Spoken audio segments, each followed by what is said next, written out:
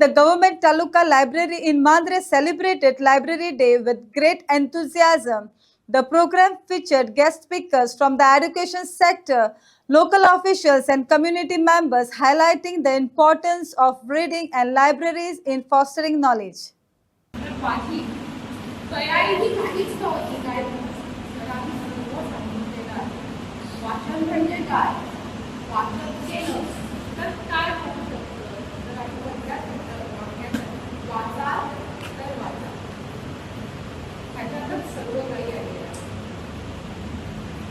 पण आपल्याकडे एवढी मोठी लायब्ररी आहे, एवढी पुस्तकं आहेत, कितीतरी ज्ञान आपल्याला मिळू शकतं.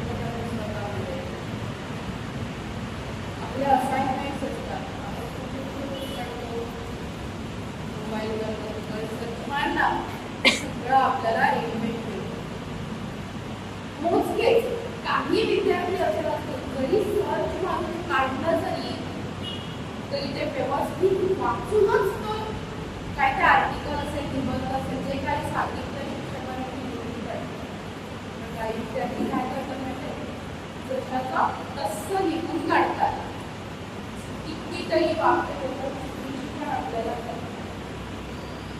हो की नाही आला असा अनुभव आपल्याला. जरी सर्च मारून काढलं सुद्धा ते व्यवस्थित वाचण्याचा प्रयत्न करा, वाचा आणि नंतरच लिहा. त्या पुस्तकामध्ये आपल्याला किती ज्ञान मिळतं. आता लायब्ररी सारखी आपल्याला व्यवस्था झाल्या कारणाने आर्थिकदृष्ट्याही खूप मदत होत चाललेली आहे. प्रत्येक पुस्तक विकत घ्यावं लागत नाही. जी आपण काही शाळेची पुस्तकं असतील जी आपण विकत घेतो, English, Hindi, Marathi, maths, science जे काही असेल ते, परंतु इतर संदर्भासाठी आपल्याला अनेक पुस्तकं लागतात. ही पुस्तकं प्रत्येक वेळी आपण विकत घेऊ शकतो का? प्रत्येक वेळी आपल्याला काहीतरी लिहायचं आहे, त्याच्यासाठी कोणताही संदर्भ पाहिजे, तर त्यासाठी पुस्तक विकत घेतलं. तर त्यासाठी अशा या लायब्ररीचा उपयोग करा आणि भरपूर वाचन करण्याचा प्रयत्न करा. डॉक्टर बाबासाहेब आंबेडकर यांचं जर आपण उदाहरण घेतलं तर बाबासाहेब आंबेडकरांना वाचनाची किती आवड होती. आपल्याला माहीत आहे, बाबासाहेब आंबेडकर हे अगदी गरीब घराण्यामध्ये जन्माला आलेले. एक वेळचं जेवण त्यांना मिळत नव्हतं, पण त्यांचे वडील त्यांना पुस्तकं आणून द्यायचे.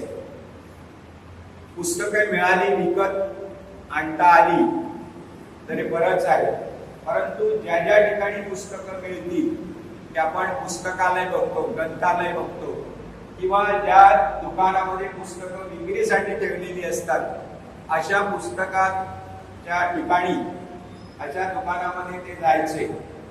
पुण्यामध्ये आल्यानंतर त्या ठिकाणचं पुस्तकालय जे असेल तर त्या पुस्तकालयामध्ये ते जायचे. आणि असं सांगितलं जातं की केवढाही मोठा जरी ग्रंथ असला, मोठं पुस्तक असलं, तर कुठल्या पानावर, कुठल्या पॅरेग्राफ मध्ये कुठली माहिती आहे ते सांगायचं. याचं कारण म्हणजे पुस्तकाची आवड. आणि ही आवड जी आहे वाचनाची आपल्याला लहानपणीच म्हणजे विद्यार्थी दशेमध्ये लावून घेतली पाहिजे.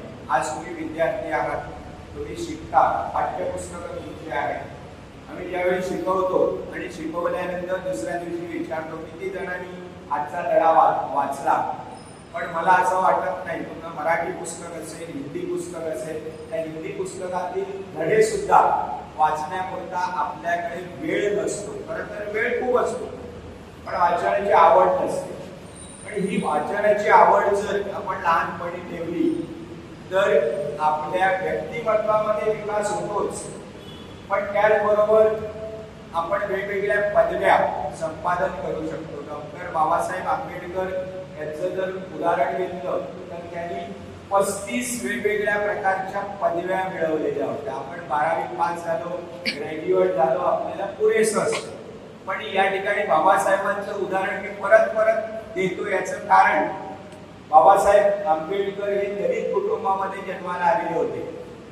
आपल्यापैकी सुद्धा अनेक जण गरिबीमध्ये शिक्षण घेतात.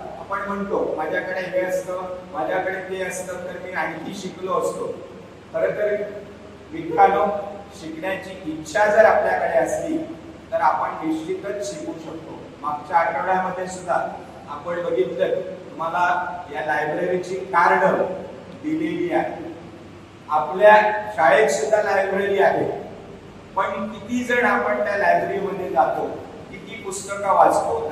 तर वर्तमानपत्र, आता त्यांनी सांगितलं 12 वर्तमानपत्र या लायब्ररीमध्ये